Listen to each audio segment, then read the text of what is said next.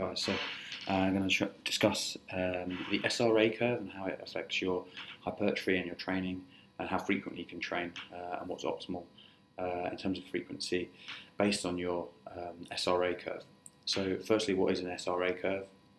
Well, it stands for Stimulus Recovery Adaptation, and it's basically a sports science adaptation of the General Adaptation Syndrome, or GAS, which was originated by Hans Selye in the mid-1950s, which essentially said that any stress on the body caused an alarm and a reaction where you reduce below baseline before returning to baseline through recovery and adaptation.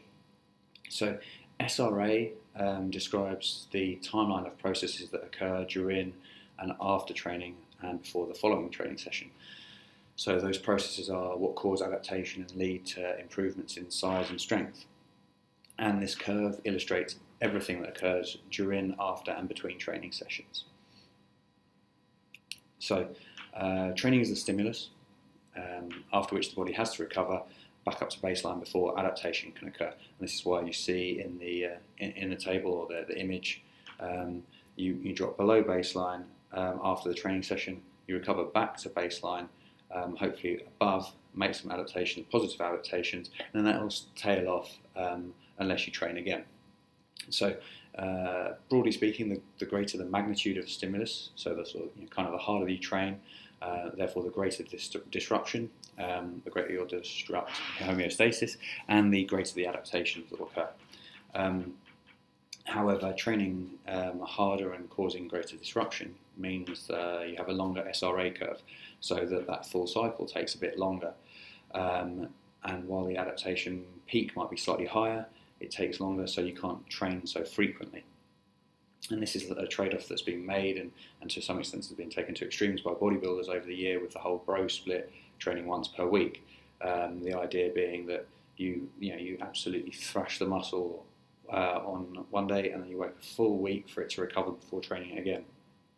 Now, as our understanding of sports science and physiology has improved and advanced, we've discovered that that's not really optimal for building muscle. And there's a few reasons why. One of that is simply doesn't matter how hard you train, the SRA curve of a muscle is likely going to be shorter than 7 days. So even if you go in and completely obliterate it, it'll be recovered within a 7-day period. So leaving it that whole week means that you're missing out on time. You're actually probably you've reached the peak of recovery and it's probably dropping back off before you hit it again. So you're missing an opportunity to keep that peak coming higher and higher. And it's not ideal to wait so long between training that your body fully heals, and that's for this reason, that if you get to a full healing process, you've actually probably gone to the peak and then started to decline in terms of adaptation a little bit before you provide the next stimulus.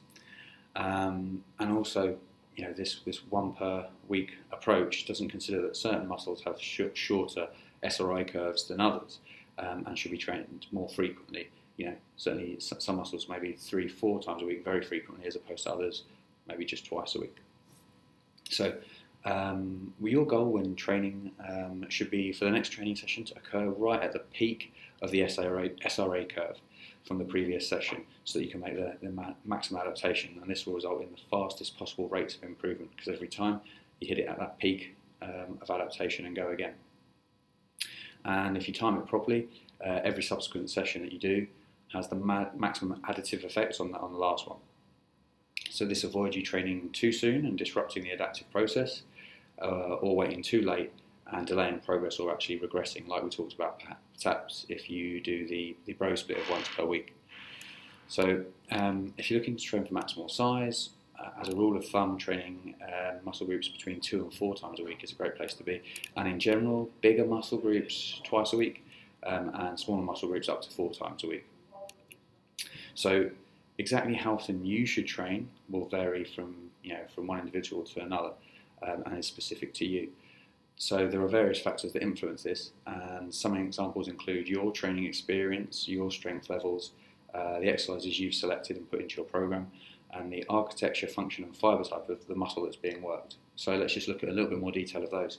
The difference between lifters. So your strength level is a big factor in determining your SRA curve. The bigger and stronger you are, the more experienced you are, and the more stress you can impose during a training session. the greater disruption you can cause. And as a result, that causes greater fatigue and takes longer to dissipate, and your recovery cycle is longer. So if you think about an elite level powerlifter, they're going to be able to cause huge disruption if they do a heavy deadlifting session, because they just use so much load. When we're deadlifting 400 plus kilos, for mere mortals, a 200 kilo deadlift might be very, very demanding, but it's just not going to take so long to recover from than a 400 kilo deadlift. So where you are in terms of strength level will determine your SRA curve, and the stronger you are, probably the longer that SRA curve is. If you're a little more towards the weaker end of the spectrum, the shorter, and therefore the more frequently you can train. Exercise differences is one. So in general, smaller lifts, a bit like smaller muscle groups I touched on, smaller muscle groups tend to be able to be worked more frequently. Smaller lifts can be trained more frequently. It's pretty obvious, really. You can't squat as frequently as you could probably do leg extensions, even though they're working the same muscle. Hitting the quads, a heavy squat session will cause way more disruption than leg extensions. So this is useful to know, because if you're trying to increase frequency, if that's one of the variables you're trying to push, then perhaps you have to tailor your exercise selection to hit that frequency and be able to recover from it. Just saying, all right, well, I've been squatting twice a week and that's been working well, so now I'm going to jump to squatting 3 times a week. Maybe an oversimplification of things. It might be that you can squat one day, leg press another, and hack squat another, something like that. Think about it. Heavy deadlifts, you might be able to recover well if you train your hamstrings doing one day of leg curls, one day of 45 degree back extensions, and one day of RDLs. But if you try and do 3 really tough deadlift sessions a week, pretty soon life's going to suck and recovery's going to be awful, and you're going to hate deadlifts and hate training. So that's another factor. And then difference between muscles. So muscle size I've touched on already. Generally, bigger muscles cause more disruption when they're trained, and so take longer to recover. But also the architecture, so the way the fibres are organised and their line of pull and the varying abilities they have to create tension and torque will influence how they can tolerate damage. It's one of the reasons why you can train your back and biceps quite frequently, but your hamstring and chest you probably find you can't do so much, because the stretch that they get during training and the architecture of them means they just don't recover quite so well. Another factor is fibre type ratio.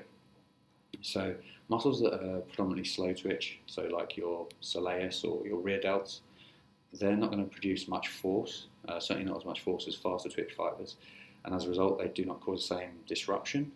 They tend to have really good vascular supply, so they get lots of blood supplied to them, so they don't suffer as much damage from training, and they have better recovery abilities.